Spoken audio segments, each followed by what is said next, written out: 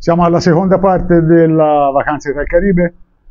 Avevamo lasciato la prima parte con l'aereo che vi ha portato a Caracas. Che succede quando arrivate a Caracas? A Caracas succede niente di particolare, succede che dovete fare dogana. Alla dogana vi chiedono dove andate, voi li dite a Margarita, vi possono chiedere dove alloggiate, voi gli presentate il voucher della struttura che vi ospita, se venite qui da me gli presentate il voucher che io vi invio, dove c'è l'indirizzo, dove c'è un numero di telefono di riferimento. E quindi il primo problema la dogana vi mettono un visto sul passaporto, visto che vi dà il diritto a rimanere 90 giorni in territorio venezuelano, a meno che prima della scadenza dei 90 giorni non chiedete una proroga Alzheimer per altri 90 giorni. Si fa qui a Margarita, si fa all'Espinal, quindi non c'è bisogno di andare a Caracas, è molto semplice. Finito la dogana, andate a ritirare il bagaglio, se non viaggiate con il bagaglio a mano, e poi vi trovate, caso A, che arrivate con un aereo internazionale alle 3, 3 e mezzo, 4 del pomeriggio, nei giorni dal lunedì a venerdì avete la coincidenza per venire direttamente all'isola, quindi andate all'aeroporto nazionale camminando, senza problemi, perché ci sono 400-500 metri, entrate dentro l'aeroporto nazionale e trovate il banco per fare il check-in della compagnia aerea che vi porterà all'isola. Caso B, che tutti siete super spaventati ma è una tonteria, non avete la coincidenza, vuol dire che noi di Ital Caribe vi abbiamo già prenotato una residenza, una hotel vicino all'aeroporto. Se seguite il nostro consiglio noi vi diamo il pacchetto completo di una notte con i trasferimenti dall'aeroporto all'hotel già inclusi e la mattina dopo dall'hotel all'aeroporto nazionale, in maniera tale che non dovete né perdere tempo né cercare né situazioni strane. Quindi tutto molto calmo e tranquillo. Nel caso B, cioè che voi dovete rimanere una notte a Caracas, nel voucher dell'hotel che vi inviamo c'è scritto dove sarà il punto di ritrovo del transfer, quindi dove vi vengono a prendere per portarvi all'hotel. La mattina dopo ricordatevi che dovete essere al check-in del volo nazionale almeno 2 ore prima del volo, quindi se il volo è alle 10 dovete esserci all'8 la mattina, e quindi comunicare all'hotel quando arrivate che il volo lo avete il giorno dopo all'ora tale, in maniera tale che loro vi possono accompagnare.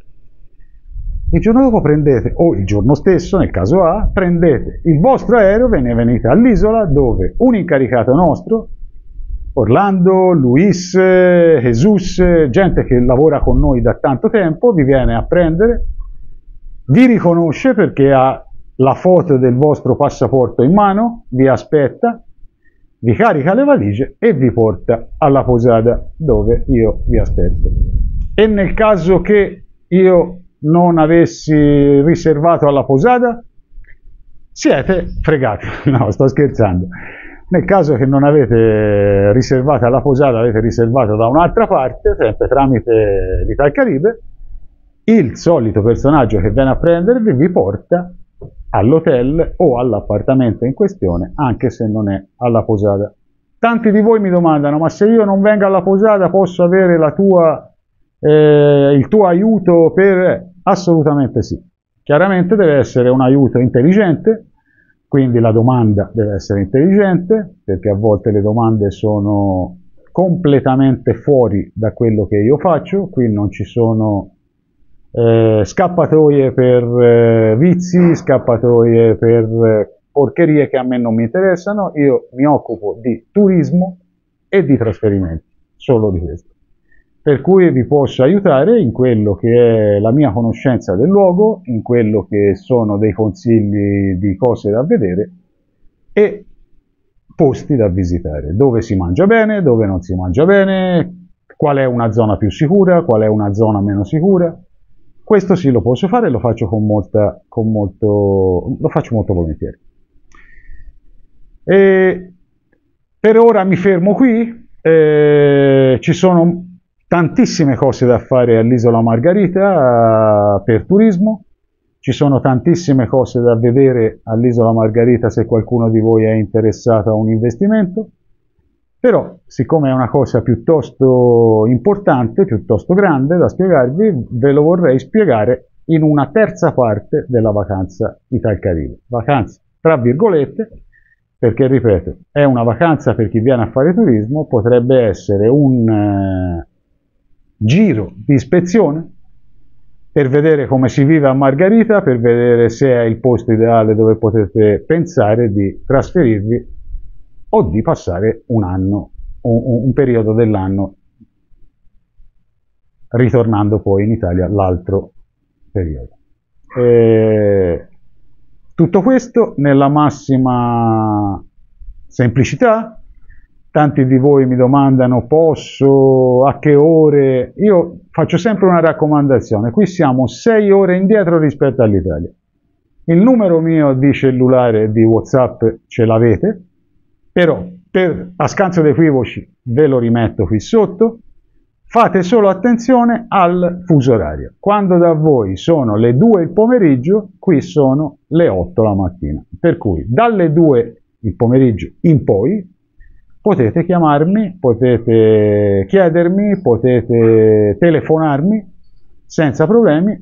Se ho da fare o sono occupato vi dico guarda ci risentiamo fra un pochino, però non c'è bisogno di tanti permessi e tante situazioni. Io mi sono messo nella testa di dare aiuto, di dare tranquillità, di dare serenità e far conoscere questo posto nella maniera più semplice, più onesta e più divertente possibile. Per cui sono a vostra completa disposizione.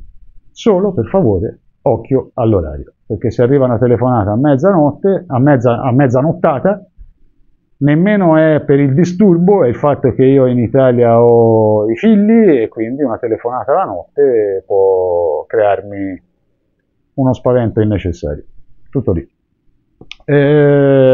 Nella terza parte, come vi ho detto, vi parlerò di cosa potete fare all'isola, cosa è bello fare all'isola, cosa dovete per forza vedere all'isola, cosa dovete per forza provare all'isola, perché la vostra vacanza sia sempre più interessante, perché voi potete rientrare in Italia cantando felici di un posto che ha lasciato buoni ricordi e di una organizzazione che vi ha fatto stare in pace, sereni e tranquilli.